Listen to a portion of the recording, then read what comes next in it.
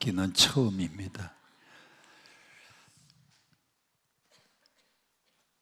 오늘 이 저녁에 철야기도 시간, 심야기도 시간인데 심야기도 시간은 좀 자유롭습니다. 그래서 저도 기도원 집회 오전 시간도 있고 오후 시간도 있고 저녁 집회도 있지만은 제일 좋은 시간이 심야기도 시간이에요. 여러분들도 이 시간을 사모하고 기도해서 응답 받으시기를 축복합니다. 사람이 성공적인 인생을 살려면 3M을 잘 만나야 된다.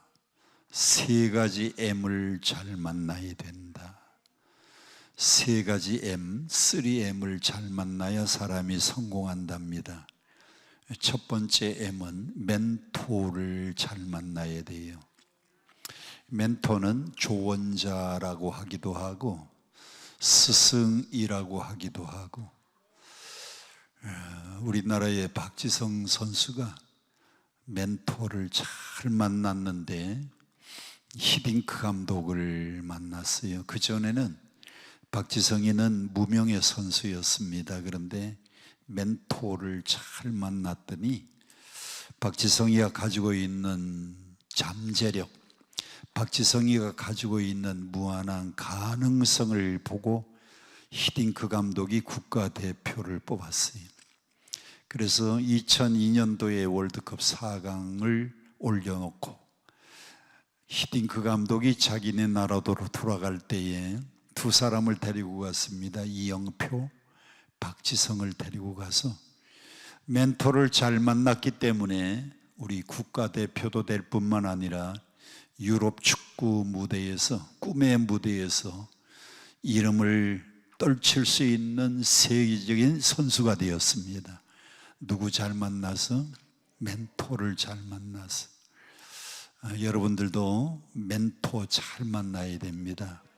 학교 다닐 때는 학교의 선생님이 멘토가 될 수 있고, 따로 여러분들이 신앙생활 할 때는 교회 가면 목사님이 멘토가 될 수 있고, 또 자기 인생에 참 인생을 조언해 줄 수 있는 좋은 조언자, 좋은 멘토가 여러분들에게 있어야 됩니다. 저는 제 인생에 좋은 멘토를 만났는데 우리 아버님이 장로님으로 계시다가 뒤늦게 목회자가 되었는데 아버님이 저에게 인생의 멘토가 되어 주셨어요.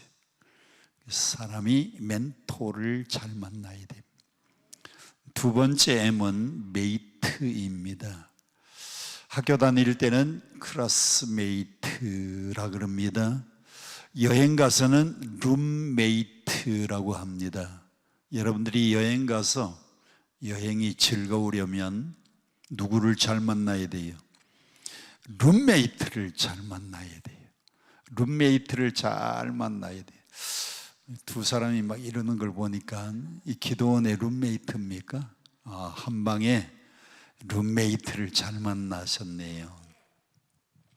학교 다닐 때는 클래스메이트라 그러고 동반자, 또 여행 가서는 룸메이트라고 합니다. 여행의 동반자니까. 그런데 그 멘토, 메이트도 중요하지만 제일 중요한 것은 영원히 나와 함께 살아가는 나의 인생의 동반자, 인생의 메이트를 잘 만나야 돼요.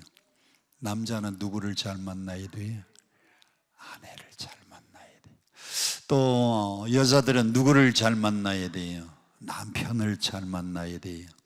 잘 만나신 분들만 아멘 하시고, 어이구 두 손 들고 아멘 그러는데, 참 저렇게 잘 만났다고 하는 사람들도 티격태격 싸워가면서 불화해가면서 또 화해하면서 그러면서 살아가는데도 그래도 잘 만났다 그러는데, 그런데 잘 만났다고 생각하지 못한 사람은 내가 어쩌다가 저 인간을 만났나, 내가 그때의 미스터 킴을 만나지 않고 미스터 리를 선택해야 되는데 잘못 만난 거 아닌가, 그 사람은 메이트, 인생의 동반자를 잘못 만난 것 같아요. 인생의 동반자를 잘 만나야 됩니다. 그래서 우리나라에 아주 허스키로 노래를 부르는 어떤 가수가 당신은 나의 영원한 동반자, 그렇게 부른 노래가 있어요. 약간 허스키한 가수 아시죠? 태아목이라고, 태땡땡이라고. 그 사람은 인생의 동반자라고 하는 노래를 불러서 히트를 했더라고요. 그런데 참 하나님이 여러분 가정마다 나의 인생의 영원한 동반자를 누가 짝지어 주시느냐? 하나님이 짝지어 주신 것을 사람이 나누지 못할지니라. 우연히 다방에서 눈이 맞아서 서로 좋아하다가 결혼을 했어도, 학교 다니다가 같이 같은 학교를 왔다 갔다 하다가 좋아서 결혼을 했어도, 성경은 누가 짝을 지어 주신 것이다? 하나님이 짝지어 주신 것을 누가 나누지 못할지니라? 사람이 나누지 못할지니라. 그래서 성경은 하나님이 짝지어 주셨다고 언제나 결론을 내립니다. 여러분, 하나님은 나를 창조하신 분이고 지금도 온 우주 만물을 다스리는 분이니까 나에게 적당하게 잘 짝을 지어 주셨을까요? 아니면 그분이 실수를 해서 저런 인간을 만났을까요? 하나님이 실수했을까요? 아니면 잘 짝을 지어 주셨을까요? 여러분이니까요, 그 사람을 만나게 하신 거예요. 잘 짝지어 주신 겁니다. 하나님이 짝지어 주신 거예요. 제가 원래 부부 전공인데, 부부 전공이에요. 영어로 Family Ministry, 가정사역이 제 전공입니다. 원래 남자하고 여자는 크게 5가지가 달라요. 뭐가 달라요? 5가지가 다르다. 몇 가지가 달라요? 5가지가 달라요. 첫째, 남자는 목적지향적, 성공지향적입니다. 남자는 성공하려고, 남자는 목적을 탁 정해놓으면 그 목표를 이루려고 성공을 향해서 달려가는 겁니다. 성공해서 아내를 깜짝 놀라게 해주고 싶었는데, 문제는 한평생 살면서 한 번도 놀랄 일이 없는 게 문제입니다. 남자는 목적지향적이라고 하면 여자는 관계지향적입니다. 여자는 무슨 지향적? 관계지향적. 남편과 나의 관계, 부모님, 시부모님하고 나의 관계, 나와 자녀들하고의 관계. 근데 남자는 관계지향적이 아니고 목적지향적, 성공지향적입니다. 남자들이 이렇게, 젊은 남자들은 만나면 서로 족구도 하고, 이게 운동이에요. 족구하다가 다칩니다. 그러면 목적이 중요합니다. 성공이 중요합니다. 운동에 이겨야 돼요. 성공해야 돼요. 그러니까 다치면 야, 너 빠져, 너 들어와 그래. 그런데 여자들은 다친 사람한테 달려가서 얼마나 아프냐, 뼈는 부러지지 않았냐, 아유 뼈는 괜찮은 것 같아, 아유 그나마도 다행이라고. 여자들은 관계가 더 중요합니다. 관계. 여자들은 관계지향적이에요. 오늘 저 추석날이니까, 오늘 추석이니까 여러분들이 뭐 시댁이든지 친정이든지 다녀왔든지, 그리고 여기 오신 분, 이제 여기서 은혜 받고 또 가실 분들은, 여자들은 뭐가 중요하다? 관계가 중요하니까 가서 시부모님들하고 또 시동생들하고 이 관계를 잘 맺고 오세요. 여자들은 관계지향적입니다. 두 번째로 목적지향적, 관계지향. 두 번째는 남자들은 시각적으로 하나님이 창조했고, 여자들은 청각적으로 하나님이 창조하셨어요. 그래서 여러분들은, 남자들은 시각적입니다. 시각적.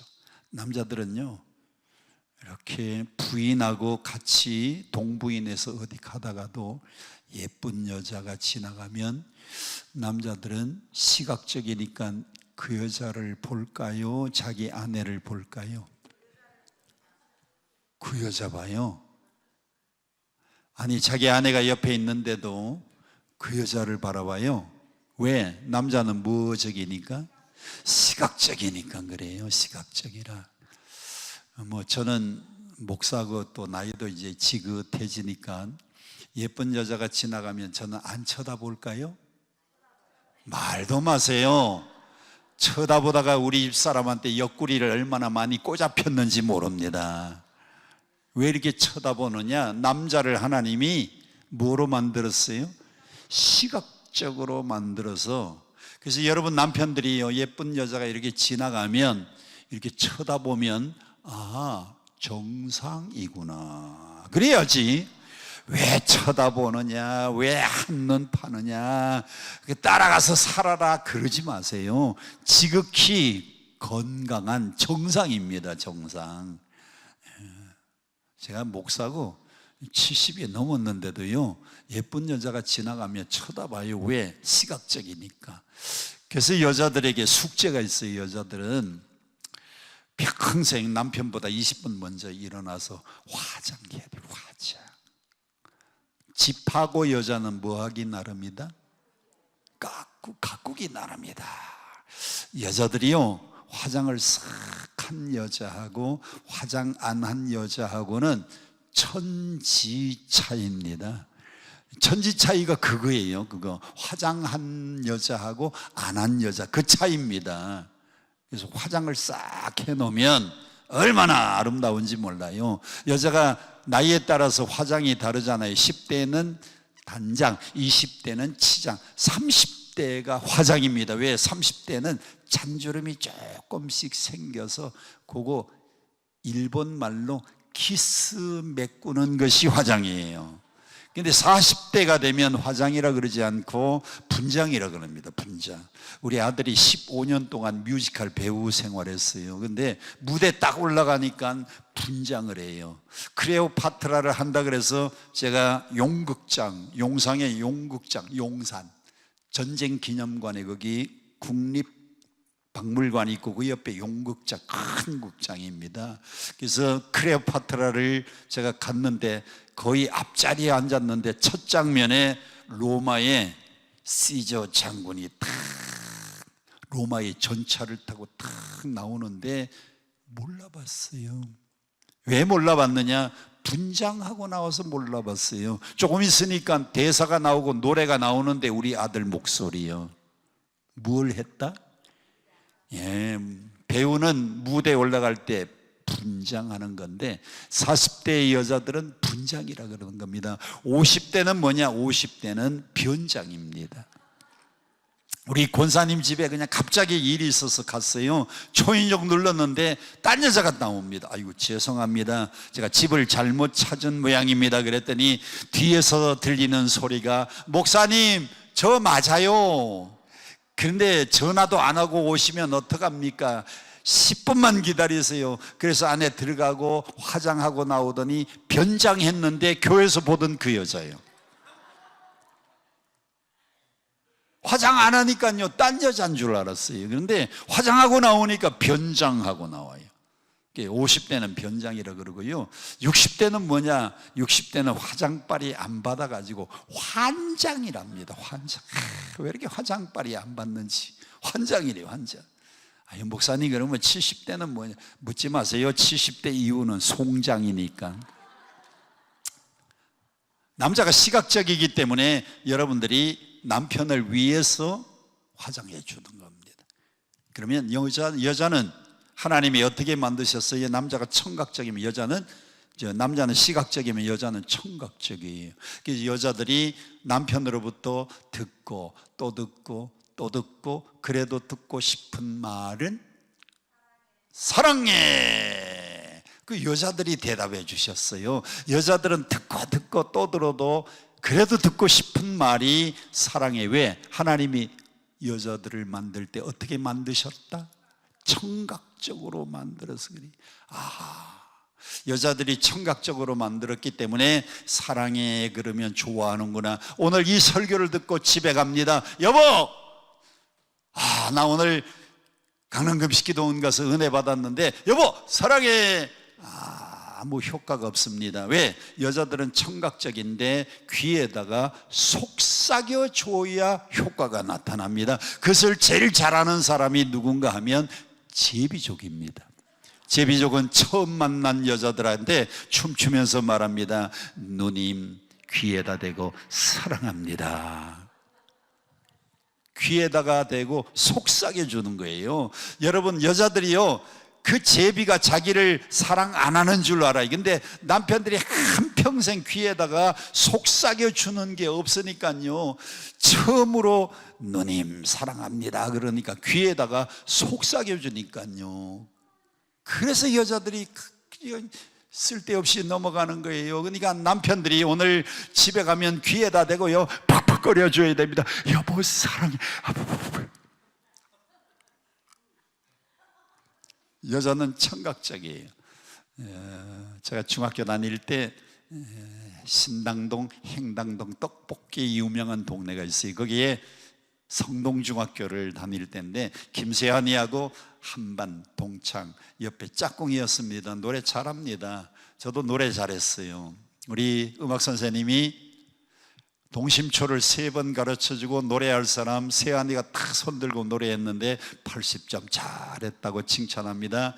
그리고 난 다음에 또 노래할 사람 제가 손들었잖아요. 여성 3군 한번 노래를 불러봐. 그래서 세환이 부른 다음에 선생님이 3번 가르쳐주고 세환이가 부르는 거 한 번 더 들었으니까 저는 4번 들었잖아요. 동심초 불렀어요. 꽃잎은 하염없이 바람에 이고 만날 날은, 제가 이렇게 노래를 부르고 났더니 선생님이 95점 그래요. 세환이는 몇 점인데? 80점. 저는 몇 점인데? 95점. 그러면 누가 가수로 나가야 됩니까? 중학교 졸업하고 헤어졌습니다. 저는 인천에서, 아버님이 시골에서 목회하다가 인천으로 청빙받아 갔는데 제가 인하공대를 들어갔어요. 그래서 대학 다닐 때에 토요일 날 학교 갔다 왔더니 TV를 틀었는데 세환이가 나와요. 와, 오래간만에 세환이가 중학교 헤어지고 난 다음에 짝꿍이었으니까 오래간만에 탁 나왔는데 기타 들고 나와가지고 세환이가 이렇게 노래합니다. 사랑하는 마음보다 더 좋은 건 없을걸, 스쳐 닿는 그 손길보다 짜릿한 건 없을걸. 그리고 난 다음에 후렴을 이렇게 노래해요. 천만 번 또 들어도 기분 좋은 말. 2절 가사입니다. 2절 후렴입니다. 억만 번 또 들어도 기분 좋은 말. 얼씨구 좋다. 세상에 세환이가요, 사랑하는 마음 딱 노래를 부르고 나니까 여자들이 1000만 번을 들어도 기분 좋은 말 사랑해, 억만 번을 들어도 기분 좋은 말 사랑해. 세환이 인기가 축축축축 올라가 가지고요, 그래서 그때부터 통기타 3인방 그 뒤에 탁 끼어가지고요, 조용남 그리고는 윤형주 거기 탁 끼어가지고, 나보다 노래를 못하는 사람이 훨씬 더 유명한 가수가 됐어요. 제가 우리 교회 목회하면서 세환이 한번 간증하러 오라고 불렀게요, 안 불렀게요? 그래서 세환이 오래간만에 만나가지고, 야, 사랑하는 마음 같이 부르자. 억만 번 또 들어도 기분 좋은 말. 제가 화음을 탁 깔아가지고 같이 옆에서 불러주니까 얼마나 훌륭한 듀엣이 되었을까요? 그 간단해요. 여자들의 심리가 사랑받고 싶어서 그래요. 그래서 성경은 남편들아 아내 사랑하기를 그리스도께서 교회를 사랑하시고 위하여 자신의 몸을 주신같이 사랑하라 그랬어요. 여러분, 남자가요, 여자를 사랑할 때는 목숨을 걸고 죽기까지 사랑해주면 그 아내는, 그 여자는 행복한 겁니다. 이런 비결을 듣고 갔으면 그대로 실천을 하셔야지. 실천할 거예요. 실천하실 거예요. 남자는 시각적, 여자는 청각적이고. 세 번째로, 남자는요 하루에 5,000마디밖에 안 해요. 여자는 3만 마디를 해야 돼요. 누가 말이 많아요? 그래서 남편들이 말합니다. 우리 아내는 말이 많다 그러는데 아닙니다. 칼발트라고 하는 신학자는 이렇게 말했습니다. 여자는 말하는 재미로 사는 존재들이다. 여자는요 말하는 재미로 사는 사람들이에요. 그래서 남자들은 말할 때 이렇게 말하면 5,000마디 딱 말하니까 남자들은요 딱 주제를 파악하고 난 다음에 남자들은 결론을 내립니다. 남자는 결론을 내리기 위해서 말하고, 남자는요 상황을 파악하기 위해서 말하고, 남자는 정보를 얻기 위해서 말을 하는 겁니다. 그래서 남자들은 TV를 틀면은 뭘 들어야 되느냐? 뉴스를 들어야 돼요. 남자는 승패가 중요하니까 스포츠를 봐야 돼요. 그런데 여자들은 왜 5만 마디를 하느냐? 5,000마디에서 왜 3만 마디를 하는가 하면 과정을 나눠야 돼요. 여자들은 과정을 나눠야 돼요. 그래서 오늘 강남금식기도원 딱 다녀와서 남자들은 여보 너 오늘 추석날인데 강남금식기도원 갔다 왔는데 여성선 목사님이 강사라고, 그러면 정보가 다 나오면 결론이 다 내려진 겁니다. 여자들은 강남금식기도원에 가려고 하는데 갈까 말까 그러는데 김 집사가 같이 가자고 전화가 왔네. 그러면 버스를 타고 갈까? 운동장에 가면 종합운동장에서 여기 오는 버스가 있거든요. 셔틀버스. 그런데 김 집사가 자기 차로 가니까 같이 가자고 전화가 와서 둘이 가면서 이런 얘기를 하고, 그리고 도착을 했더니 참 키가 크고 잘생긴 강사 목사님이, 동의를 안 하시네. 잘생긴 강사 목사님이, 이게 참 여자들은요 그 있었던 이야기를 다 서로 나누기 위해서 대화를 하니까 그래서 말이 많은 겁니다. 여자들은 3만 마디를 해야 되고 남자들은 5,000마디를 해야 돼요. 그러니까 남자들이 그 5,000마디도 직장 나가서 사업하면서 거기서 다 5,000마디 쏟고 집에 들어오면 남자들이 집에 와서 말하고 싶어요? 쉬고 싶어요? 쉬고 싶어요. 근데 여자들은요 3만 마디를 해야 되는데 아침에 일어나서 남편하고 얘기하려니까 막 바쁘게 세수하고 옷 입고 출근하기 바빠서 한마디도 못해서, 애들하고 좀 얘기하려니까 엄마 나 바빠 그래가지고 막 챙겨가지고 가느라고 애들하고도 한마디도 못했습니다. 3만 마디를 해야 되는데 한마디도 못했어요. 남편 출근하고 애들 학교 가기까지 한마디도 못했으니까 그 다음에 전화를 걸면요 얼마나 오랫동안, 제가 밖에 나가서 집에 전화하면 집 전화는 언제나 통화 중이에요. 뭐 하느라고? 3만 마디를 쏘아야 돼. 3만 마디를 해야 돼. 그냥 3만 마디를 해야 되니까 여자들은요 그냥 제가 전철을 타고 여자들만 셋 이상 딱 모이는데 딱 가봅니다. 그리고 무슨 얘기를 하나고 딱 들어보면 아무 쓰잘데없는 얘기를 서로 나누고 있어요. 여자들은 무슨 얘기를 나눈다? 쓰잘데없는 얘기를 그냥 3만 마디를 그냥 나누는 겁니다. 그러니까 남편들이요 가정의 평화를 위해서는 5,000마디 중에 4,500마디를 다 밖에서 하고 500마디는 가정의 평화를 위해서 그걸 좀 아껴놓고 집에 들어가야 돼요.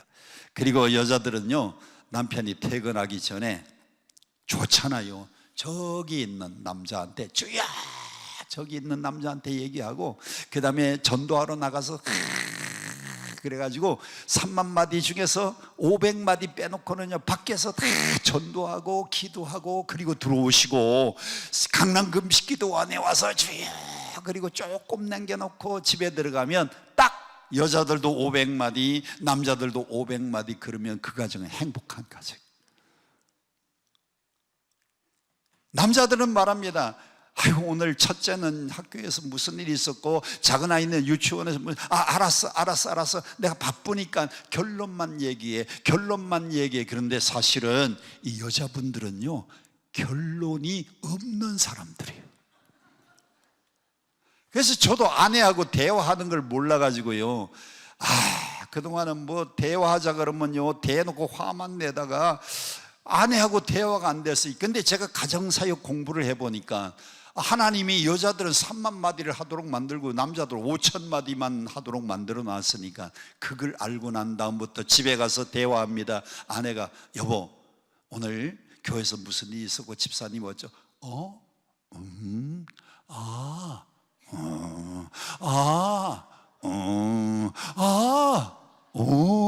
이렇게 메아리만 쳐줬더니 제 아내가 말합니다. 요즘은 대화가 너무 잘 된대요.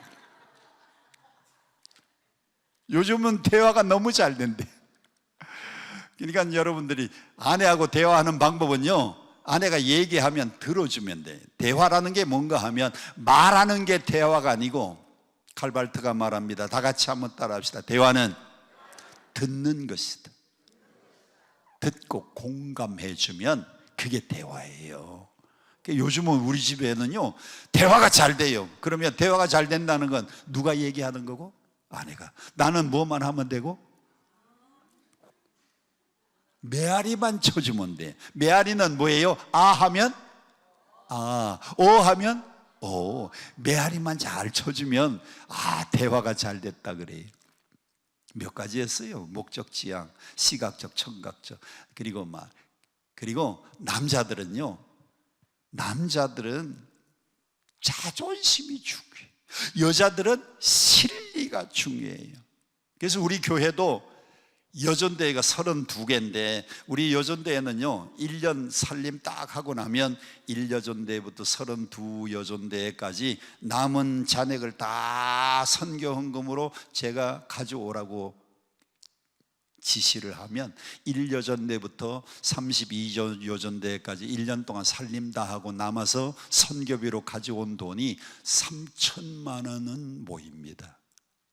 여전대 살림하고 남아서 가져오는 돈이, 선교비로 쓰는 돈이 한 3천만 원 정도 모이는데, 남자들은 1남전대부터 16남전대까지 있는데, 돈 버는 사람들은 다 그 사람들인데, 남전대 1년 살림하고 남은 거 가져오라 그러면 남전도에는 돈이 없어요.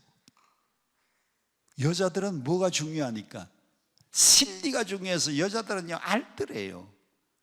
세 사람만 모이면, 자, 오늘 점심은 더치페이다고 똑같이 나눠요. n분의 1로. 남자들은요, 밥 먹고 난 다음에 동창들끼리 만나면은, 오늘은 내가 쏠게. 아니야, 오늘은 내가 사야지. 오늘은 여기 우리 집 동네인데 내가 사야지. 남자들은요, 이게 자존심이 중요해요. 그래서 살림하고 나면은 남는 게 없다니까요. 아내들이 남편의 자존심을 잘 살려주려면 두 가지 잘해야 돼요. 두 가지. 따라합시다. 칭찬하고. 칭찬은 뭐도 춤춰요. 칭찬 잘하고 격려. 아내들이요, 남편 보고, 그 다음에 또 여러분 가정에 아들들 있잖아요. 칭찬 잘해주고, 그리고 격려만 하면 여러분 최고의 아내. 남편들은 아내를 사랑해주고 돌보아주고 케어만 해주고 돌보아줘. 그래서 부부 사이에는요, ABC로 살아야 돼요. A가 뭐냐? accept, 있는 그대로 받아주고, B, believe, 믿어주고, 무슨 말을 하든지 좀 믿어주고. 눈 뜨세요. 믿어줄 거예요? 아니면 저게 또 오늘 어디 가서 또 다 사기치고 저 거짓말 나한테 와서 하나? 믿어주세요. 있는 그대로 믿어주세요. 그래서 부부간에는 ABC로 살아야 되는데, accept, 받아주고, believe, 믿어주고, C, 케어해줘. 서로 돌보아 줘야 돼요. 할렐루야. 이제 부부 얘기하다가 또 시간 다 갔네. 방송실 우리 첫 번째 영상 좀 올려주세요. 런던 대학의 심리학 교수인 데니엘 리처드슨이라고 하는 사람은 우리 사람의 인생을 살아가면서 5가지 문제를 만나는데, 첫째 무슨 문제? 생존 문제. 사람이 왜 직장 다녀요? 왜 장사합니까? 왜 사업합니까? 생존, 먹고 살려고. 사람에게는 생존 문제가. 그 다음에 두 번째는 인생 살아가다 보니까요, 뭐가 뒤따라와야 돼요? 돈이 뒤따라와야 됩니다. 그래서 재정 문제. 세 번째는 사람이 뭐니 해도 건강하게 살아야 됩니다. 여러분 다 건강하시기를 축복합니다. 근데 사람에게는요, 생각지 않는 병들이 와요. 우리 교회도 의료 선교부가 있는데 의사 선생님들, 간호사 선생님들, 그리고 한방 한의사들 다 이렇게 묶어가지고, 그래서 의료 선교부가 있는데 의사 선생님들의 말입니다. 목사님,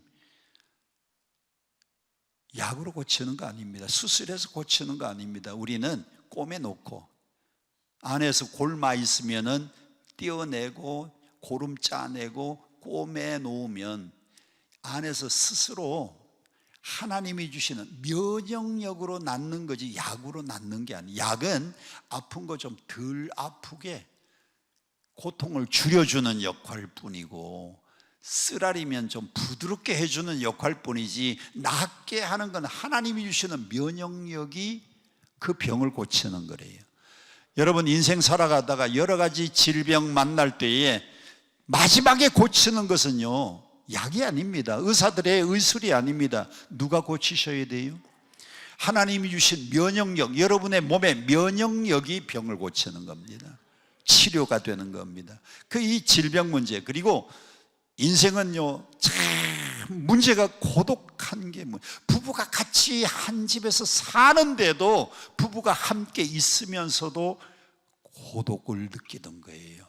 교회 안에 사람이 이렇게 많아도, 우리 강릉급식교회 오늘 명절이 돼서 많은 사람이 모여 있어도 군중 속에서도 사람은 고독을 느끼는 것이 인생입니다. 사람에게는 이 고독이 문제예요. 고독. 그리고 마지막이 관계의 문제입니다. 사람과 사람 사이에 관계가 틀어져서, 특별히 시댁 식구들하고 관계가 잘 틀어져요. 언제? 부정 때, 추석 때, 명절 때 시댁 식구들 모이면은요, 사람과 사람 사이에는 이 관계가 잘 틀어져요. 관계. 여러분들은 관계를 잘 관리하시기 바랍니다. 틀어지고 난 다음에는 그것을 회복하기가 참 힘들어요. 사람은 관계를 잘 맺어가야 되는데, 제가 목회를 해보니까 목회의 99%가 뭔가 하면 관계입니다. 관계. 설교가 어려운 게 아니고, 신방이 어려운 게 아니고, 뭐 사람을 대하다 보니까 뭐가 제일 어려워요? 관계가 어려워요. 관계. 여러분들도 제일 어려운 게 친정 식구들하고 관계는 수월해요. 친정에 가면 마음 팍 풀어놓고, 그저 명절 때도요, 그냥 엄마가 밖에서 일을 하든지 음식을 하든지 그냥 나는 푹 쉬다가 올 수도 있어요. 그냥 명절 연휴 때 다 쉬다가 올 수 있어요. 근데 시댁에 가면 관계가 그렇지 않아요. 그렇죠? 그래서 시댁에 사이가 틀어지면요, 시어머니하고 관계가 안 좋아지면 시누이들하고도 관계가 안 좋아지고, 시동생하고도 관계가 안 좋아지고, 하여튼 시자가 붙으면 굉장히 관계가 어려워져요. 왜 그런가 하면, 영어로 표현하면 아버지는 그냥 father, 아버지인데, 영어로 표현하면요, 장인은 father-in-law, 시아버지도 father-in-law, 법적인 아버지. 친정엄마는 그냥 mother인데, 근데 시어머니는 mother-in-law, 법적인 어머니. 그래서 관계가 어려운 거예요.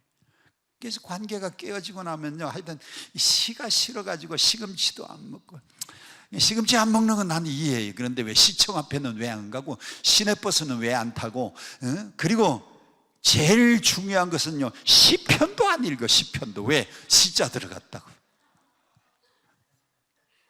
사람이 관계가 틀어지면 문제인데, 오늘 본문의 창세기 32장의 주인공은 누구냐? 야곱인데, 야곱은 5가지 문제를 만납니다.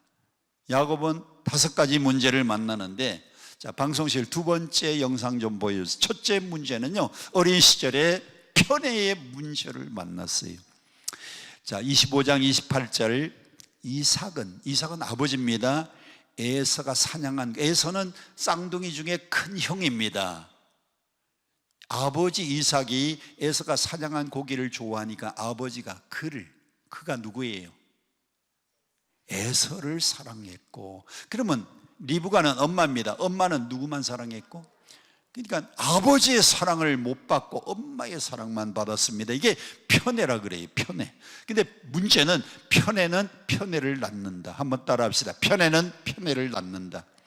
여러분들은 자녀들을요, 아들이고 딸이고 골고루 사랑하셔야지, 아들만 특별히 사랑하면 그걸 편애라 그래요. 우리 어머니는요 굉장히 편했어요. 제가 아들이잖아요. 8남매에 제가 7째 아들이잖아요. 결혼을 했어요. 근데 아들만 좋아해가지고 교회에서 이게 이제 성미쌀이라고 가져옵니다. 그러면 현관에다가 사찰 집사님이 놓고 가잖아요. 그러면 야, 아가야, 누굴까요? 며느리, 우리 아내입니다. 아내를 불러, 예, 아가야, 목사는 이런 거 드는 거 아니다. 네가 들어서 옮겨 놓아라.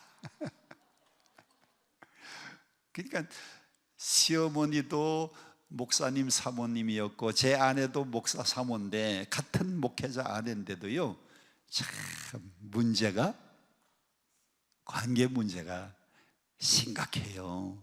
그 중간 역할을 제가 잘 하니까 그래도 그나마도 여기까지 잘 왔고, 우리 어머님이요, 아버지 80세 돌아가셨는데 어머니가 101세까지 우리 집에 좋다고 우리 집만 와 계셔서 내가 7째인데, 저는 뭐 그렇게 오래 살고 싶은 마음 없어요. 그냥 어머니만큼만 살았으면 좋겠어요. 편애는 편애를 낳는데 야곱이 아버지의 사랑을 못 받았어요. 에서가 막 털이 나고 사냥 좋아하고, 에서가 사냥해온 그 고기를 좋아하니까 아버지는 큰 형만 좋아했는데 둘째 야곱은 안 좋아했어요. 그러니까 엄마가 야곱을 사랑했는데, 나는 이 다음에 크면은 편애하지 말아야지 웬걸. 여러분, 이 야곱이요, 나중에 결혼했는데 어쩌다가 보니까 아내가 넷됐습니다. 그 4명의 여자들 사이에서 12를 낳았습니다. 그래서 제일 위에 루벤, 그 다음에 시몬, 그 다음에 레위, 그 다음에 유다. 그 정도까지는 알아야죠. 야곱의 12지파는 알아야죠. 야곱이 12아들을 낳은 게 12지파인데 나는 골고루 사랑해야지 웬 말입니까? 자기가 편애 속에서 성장했는데, 편애 속에서 성장한 이 야곱이요, 나중에 12아들 중에 누구만 사랑했느냐? 라헬이 낳은 아들 요셉. 라헬이 마지막으로 낳다가 죽은 그 마지막 베냐민. 편애가 편애를 낳아요. 여러분들은 자녀들을 골고루 사랑하세요. 여러분은 편애 안 한다 그래도 애들이 알아요. 그러면 그 아이가 이 다음에 커서 걔가 또 그렇게 된다니까요. 두 번째, 야곱은 편애 문제에서 아버지 사랑 못 받은 게 문제인데, 성장에서는 무슨 문제? 장자권의 문제, 욕심이 문제였습니다. 야곱이 팥죽을 쓰고 있었는데, 그래서 에서가 사냥 갔다 와서 그냥 배가 고프니까 빨간 글씨 나로 먹게 하라 그랬더니, 노란 글씨 그 다음에 무엇을 달라고요? 흉의 장자의 명분을 내게 오늘 팔아라. 그래서 장자의 명분을 삽니다. 그리고 난 다음에 형한테는 장자의 명분을 팥죽 한 그릇에서 사고 난 다음에 아버지 나이 많아서 이삭이 눈이 어두울 때에 아버지 앞에 들어갑니다. 18절 같이 함께 봅니다. 시작. 야곱이 아버지에게 나가서 내 아버지요, 그리고 난 다음에 노란 글씨만, 나는 아버지의 아들 누구로소이다. 그게 무슨 에서예요? 누구예요? 야곱인데 에서의 흉내를 내려고 아버지 제가 에서로소이다. 여러분, 아버지는요, 성경에 보니까 알았던 것 같아요. 눈치챘던 것 같아요. 음성은 야곱의 음성이나, 야, 손 좀 내밀어 봐라 그랬더니 손이 털이 많아. 짐승의 털을 뒤집어 쓰고 들어가서 털이 많아요. 음성은 야곱의 음성인데 손은 에서의 손이로구나. 야곱이요, 참 장자권에 얼마나 욕심이 많은지 그냥 얼른 요리해가지고 고기 잡수시고 아버지 내게 마음껏 축복해달라고 그 장자권의 욕심을요 얼마나 집착했는지 몰라요. 자, 방송실 그 다음 영상 좀 올려줘. 세 번째 문제는 고독의 문제였습니다. 외삼촌 집에 도망갔더니 그 집에 레아라고 하는 큰딸하고 라헬이라고 하는 작은 딸하고 둘이 있는데 야곱이 누구를 사랑했느냐, 17절 보니까 레아는 시력이 약하고 라헬은 어떤 여자였다? 곱고 아렸다. 여러분이 야곱 같으면 누구를 좋아했을까? 여러분이 야곱 같으면 누구를 좋아해요? 언니는 시력이 약했고 요즘 말하면 아마 두꺼운 안경을 썼던 것 같아요. 그런데 라헬은 곱고 아리따우니까 야곱이 누구를 사랑했다? 라헬을 사랑해서 외삼촌에게 말합니다. 외삼촌, 내가 외삼촌을 위해서 7년을 섬기겠습니다. 그래서 7년. 그런데 야곱이요, 누구를 속였느냐? 아버지를 속여서, 아버지가 눈이 어두우니까 저 맏아들 에서로소이다 하고 속였잖아요. 그리고 장자의 축복을 마음껏 받고 외삼촌 집으로, 쌍둥이 에서가 자기를 죽이려고 하니까 외삼촌 집으로 도망을 갔는데, 요 사기꾼, 남을 잘 속이는 이 야곱 사기꾼이 도망을 갔는데, 도망간 그 라반의 집에서 왕사기꾼을 만났는데 그게 외삼촌 라반이에요. 다 같이 한번 따라합시다. 사기꾼 야곱이 라반을 만났는데 왕사기꾼을 만났다. 여러분이요, 사기 잘 치고 한탕 했다고 그리고 싹 도망가면 거기서요 왕사기꾼 만난다니까요. 사기꾼은요 어디를 피해서 가면 왕사기꾼 만나요. 그래서 결혼식을 라헬하고 했는데 그날 밤에요 색시를 탁 바꿔치기 해가지고 이 외삼촌 라반이요 레아를 탁 집어넣었어요. 남자들 조심해야 돼요. 아무리 급해도 얼굴 들여다보고 신방에 들어가야지. 얼마나 급한지 얼굴도 안 보고 그냥 들어가서 첫날 밤을 치르고 아침에 일어나 보니까 레아더라. 성경은 그렇게 돼 있어요. 그런데 이 라헬이 얼굴은 예쁘고 곱고 아리따운데 17절에, 근데 30장 1절에 보니까 라헬입니다. 라헬이 시기 질투가 얼마나 많은 여잔지 이렇게 말합니다. 라헬이 자기가 야곱에게서 아들을 낳지 못함을 보고 언니를 뭐 했다? 시기해서 야곱에게 말합니다. 내게 자식을 낳게 하라. 그렇지 않으면 내가 죽겠다. 여보, 나 아들 좀 낳게. 여러분, 그게 사람 마음대로 됩니까? 아니면 하나님이 주시는 겁니까? 하나님이 주셔야 되는 걸 나 아들 낳게 해요. 나로 하여금 아들 낳게 못하면 내가 죽겠다고 그냥 언니를 시기 질투해서 준 게 자기의 몸종을 줬어요. 그래서 부인이 하나 더 생긴 거고요. 그러니까 또 언니도 자기가 첫째 아들 루벤 낳고 둘째 레이 낳고 셋째 둘째 아까는 또 차례대로 잘 나오더니 시몬 낳고 유다 낳고, 그런데 난 출생이 딱 끊어지고 나니까요 큰 언니도 또 자기 몸종을 줘서 그래서 부인이 내 시기 질투가. 여러분, 예쁜 여자 조심해야 돼. 이 이쁜 것들이요 시기 질투가 많아. 지금 웃는 사람이 이쁜 사람들이, 근데 그 마음에 시기 질투가 많아. 그래서 참 이 야곱은 외삼촌 집에서요 고독해서 결혼을 했는데 그 사이에 아내하고 또 레아하고 라헬 사이에 그 시기 질투, 그러다가 보니까요 두 몸종까지 얻어가지고 그 사이에서 얼마나 어려운 문제가 많았는지 몰라요. 네 번째 야곱이 만난 문제는 인간관계의 문제입니다.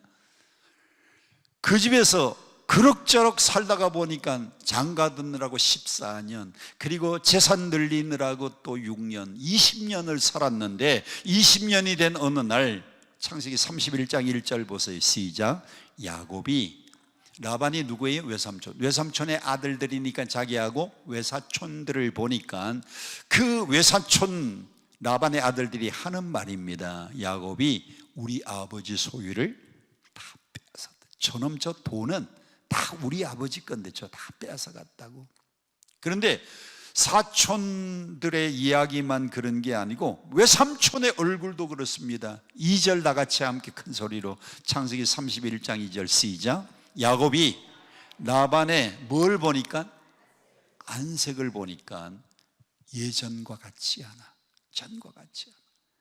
그래서 외사촌들하고의 관계도 틀어지고, 외삼촌도 옛날에는 자기를 반겨주고 열심히 그 집에서 일해주니까 좋아하더니 이제는 안색이 변했어요.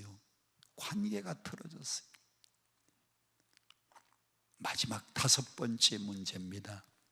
이제 방송실 이것만 보여주시거든요. 그 다음에 보여주지 마세요. 이제 저것만 보느라고. 5번째 문제는 야곱이 그 집에서 할 수 없이 20년 살고 재산을 많이 늘린 어느 날 야반 도주를 합니다. 19절 다 같이 함께 봅니다. 시작. 그때에 라반이 양털을 깎으러 갔으므로 라헬은 그의 아버지의 드라빔을 도둑질하고, 20절, 야곱은 그의 거취를 아람 사람 라반에게 말하지 않고 가만히 떠난 것, 가만히 도망가는 걸 뭐라고 해요?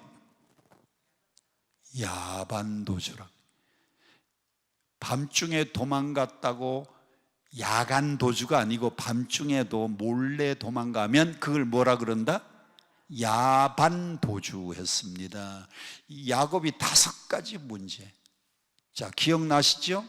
5가지 문제. 첫째는 편애의 문제, 둘째는 장자권의 문제, 셋째는 고독의 문제, 네 번째는 관계 문제, 마지막 5번째는 할 수 없이 외삼촌 집에서 가만히 도망을 쳤어요.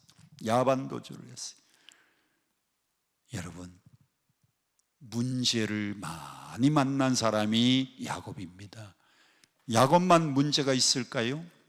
여러분은 문제가 없습니까? 인생 살다가 보면 우리가 만나는 게 다 문제. 자, 오늘은 어떻게 하면 이 문제를 해결할 수 있느냐?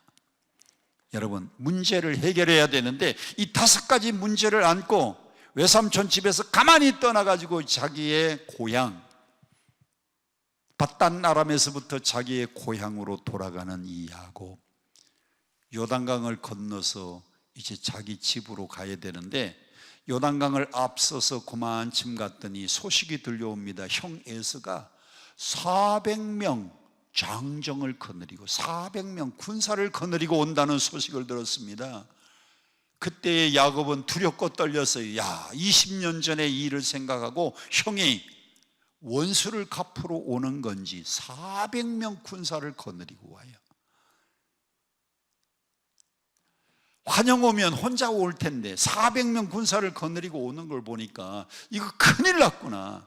여러분, 5가지 문제를 해결하려고 지금 야반도주에서 고향에 돌아가는데 자기 집에서 야복강 건너면은 고향인데 그 강 앞에 형이 400명 군대를 거느리고 자기에게로 다가온다는 소식을 들었습니다. 그래서 야곱이 이 문제를 해결하기 위해서 몇 가지 방법을 씁니다. 첫째는 탐색전이에요. 탐색전.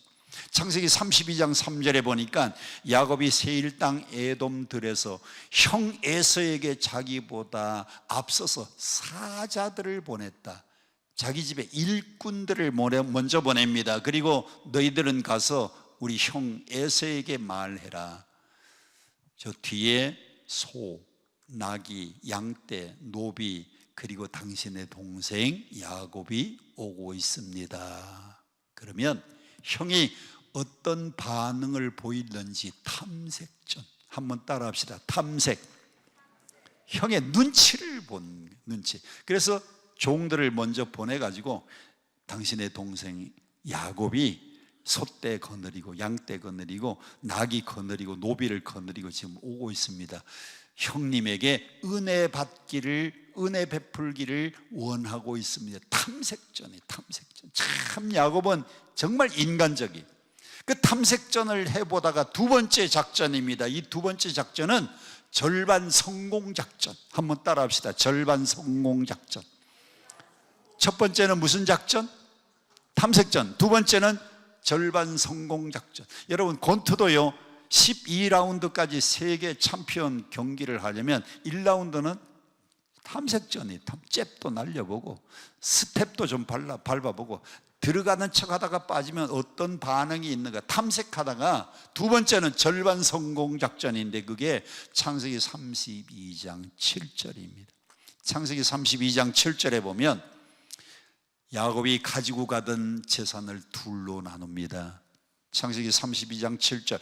야곱이 힘이 두렵고 답답하여 자기와 함께한 동행자와 양, 소, 나귀를 두 떼로 나누고, 한번 따라합시다. 두 떼로 나누고. 그리고 32장 8절에 보면 형 에서가 와서 한 떼를 치면은 남은 한 떼를 가지고 도망가려고. 이게 절반 성공 작전이잖아요. 절반은 챙겨서 형이 와서 400명 군대를 거느리고 와서 급습을 하면 그나마도 절반은 건지려고. 절반 성공 작전. 참 인간적인 두뇌가 얼마나 빠른 사람인지 모르는 게 야곱입니다. 세 번째 작전이 탐색전 다음에 절반 성공 작전 다음에 두 떼 나누고 난 다음에는 세 번째는요 뇌물 작전. 뇌물. 그게 창세기 32장 13절인데 야곱이 형 에서를 위하여 자기 소유 중에서 예물을 택하니, 보세요. 예물이 뭔가 하면 32장 14절에 보면 암염소 200마리, 숫염소 20마리, 암양 200마리, 숫양 20마리, 15절 젖나는 낙타 30마리, 그리고 새끼들, 그리고 암소 40마리, 황소 10마리, 암낙이 20마리, 그리고 그 새끼. 이게 예물입니까? 뇌물입니까? 뇌물이에요. 우리나라에 지금 이 명절 되면요 국회의원들이 선물할 수 있는 금액이 정해졌어요. 그거 넘으면 뇌물, 그 안에서 하면 선물. 근데 제가 아무리 봐도요 암염소 200마리에 숫염소 20마리, 암양 200마리에 숫양 20마리, 젖나는 낙타 30마리에 그 새끼에다가 암염소 20마리에 황소 10마리, 이거 앞만 봐도요 이게 선물이 아니고 뭐야? 뇌물입니다. 뇌물. 뇌물을 바쳐가지고 어떻게든지 형 에서의 마음을 돌이키려고. 우리 방송시 그 돈 그림만 좀 보여주세요. 꽁충 떼어가지고 돈 그림. 저쪽에 노란 그 그림을 보니까 이건 우리나라 돈이지. 얼마짜리? 5만원짜리. 거기에 누가 있어요? 신사임당이 있어요. 이쪽에는 미국의 달러 돈입니다. 사람이 무엇에 약한가 하면 모든 사람들이 이 돈에 약해요. 돈. 자, 형이 20년 전에 아버지 속이고 자기를 속이고 막 장자가 받는 축복을 받고 외삼촌 집으로 도망을 가니까요 그때는 막 때려 죽이려고 그랬는데, 그 때려 죽이려고 했던 그 형의 마음을 풀기 위해서 탐색전도 해보고 절반 성공 작전도 써보고 뇌물 작전을 이제 펼치는데, 사람이 이 돈에 약하거든요. 돈에. 여러분들은 절대로 이 돈에 마음이 흔들리면 안 됩니다. 아멘 안 하는 거 보니까 누가 돈 주면 금방 마음이 다 빼앗길 것 같아요. 여러분 그리스도인들은 이 돈에 강해야 됩니다. 돈에 강해야 됩니다. 한 번은 제가 30대에 목회를 열심히 잘하고 있는데 양복을 쫙 빼입고 하얀 와이셔츠에 넥타이를 딱 메고 아주 검은 양복을 입은 사람이 토요일 날 12시가 막 지나서 찾아왔어요. 여기 목사님, 담임 목사님이 계십니까? 그래서 제가 담임 목사라 그러니까 그때 30대 38인가 9인가 그때예요. 교회는 큰데 아니 당신 말고 담임 목사님 오라고. 내가 담임 목사라? 정말이냐고.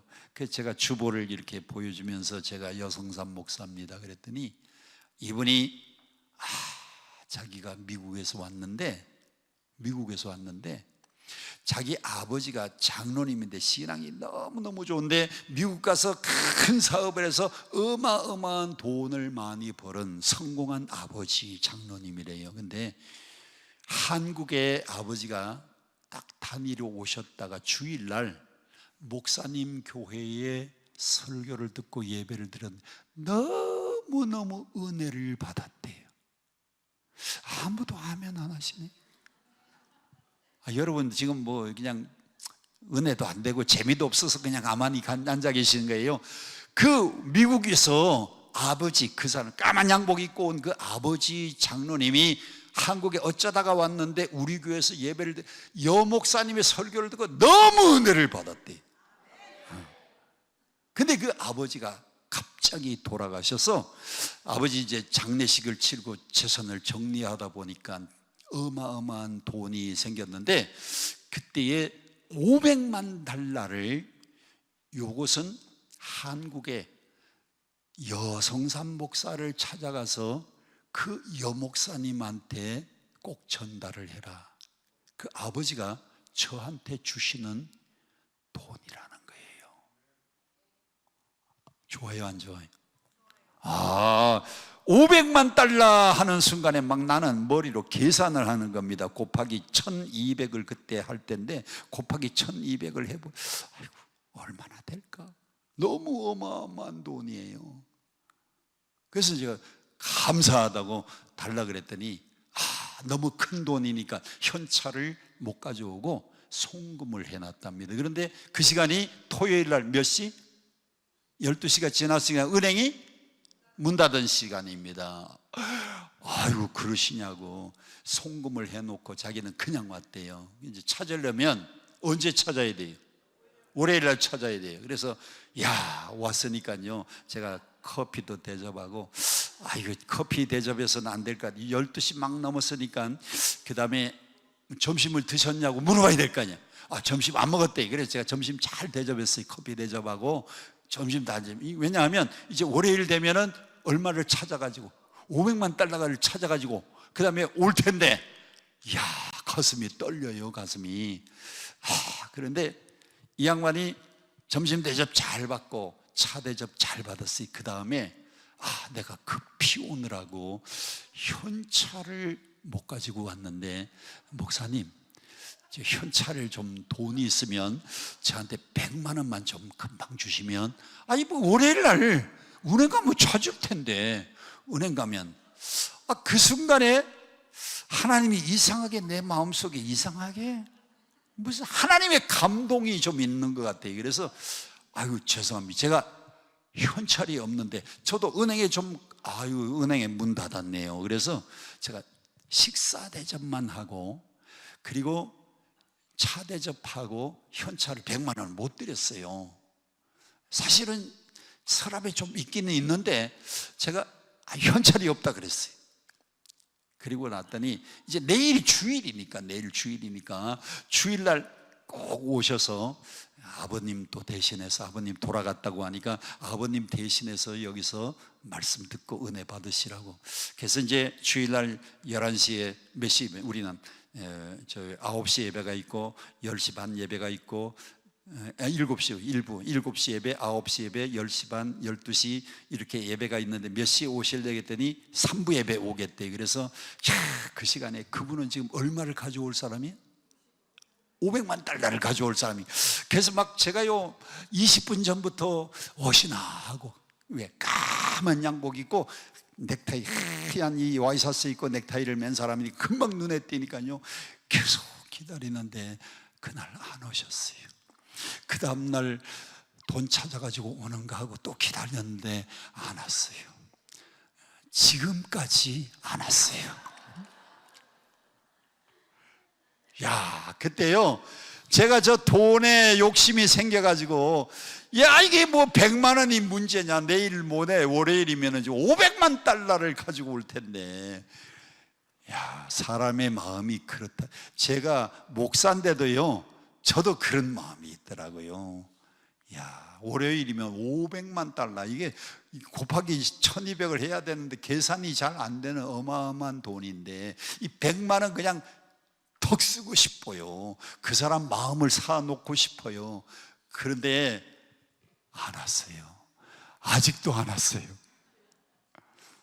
사람의 마음이 돈에 흔들리면 안 돼.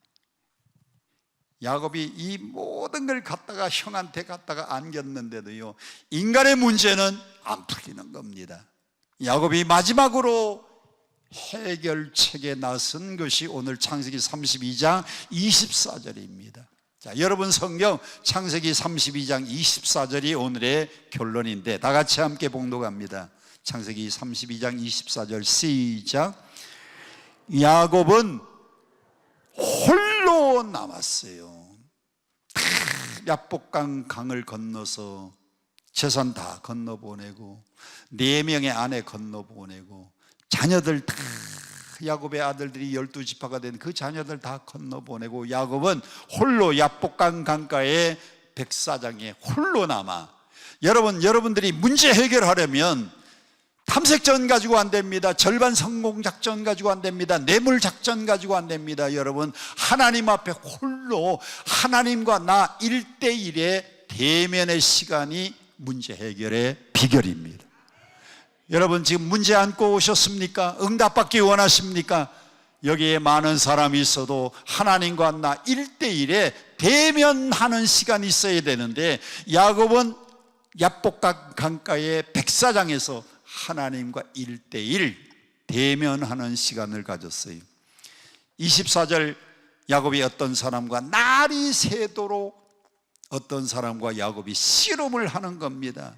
그런데 자기가 이기지 못함을 보고 자기가 야곱을 이기지 못함을 보고 야곱의 허벅지 관절, 옛날에는요 그 환도뼈라고 했는데 이 요즘 개역 개정판에는 허벅지 관절을 치니까 야곱이 허벅지 관절을 절었는데도 그 천사를 붙잡고 씨름하는 기도를 하는 겁니다. 씨름하는 기도. 우리 방송실 그 씨름하는 기도 그림만 좀 보여주세요. 씨름하는 기도를 보면 야곱이 천사를 붙잡고 씨름 저도 많이 해봤어요. 상대를 붙잡고 야곱이 기도하는 게요, 씨름하는 기도. 천사를 붙잡고 내가 넘어가려니까 힘써가지고 천사를 다시, 천사가 또 힘쓰면 야곱이 아이고 10분 연습하고 왔는데 잘 안 되네. 씨름하는 기도로 야곱이 홀로 남아. 여러분의 문제 해결을 받으려면 오늘 하나님 앞에 1대1로 하나님 천사를 붙잡고 하나님을 붙잡고 기도의 줄을 붙잡고 씨름하는 기도가 여러분의 문제 해결의 비결인 줄로 믿습니다. 밤이 새도록 씨름하는 기도를 드렸더니 천사가 말합니다. 놔라. 당신이 내게 축복하지 않으면 가게 하지 않겠나이다. 놔라. 동이 토오니까 가야 된다고. 환도뼈 내리쳐도 야곱은 그거 기도의 줄을 잡고 놔주지 않았어요. 그랬더니 천사가 마지막으로 하는 말입니다.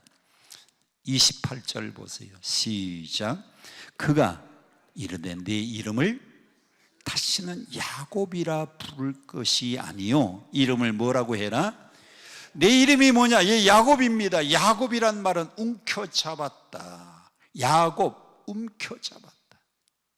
에서는 붉기 때문에 에서라 그랬고, 야곱은요 형의 발꿈치를 막 잡고 나오니까 그래서 야곱은 움켜잡았다는 겁니다. 장자의 축복을 움켜잡고, 그리고 외삼촌 집에 가서는 라헬을 움켜잡고, 예쁜 아내를 얻기 위해서 그냥 움켜잡고, 그리고 외삼촌 집에서 7년 또 7년 14년 동안 머슴살이 하면서 움켜잡아서 재산을 늙고, 그리고 6년 동안 또 가족들을 위해서 또 열심히 일해서 움켜잡았던 인생. 여러분이 지금까지는요 움켜잡은 인생을 살았는데 야곱까지는 인생의 성공이 안 돼요. 천사가 내 이름을 다시는 야곱이라고 하지 말고 뭐라고 해라?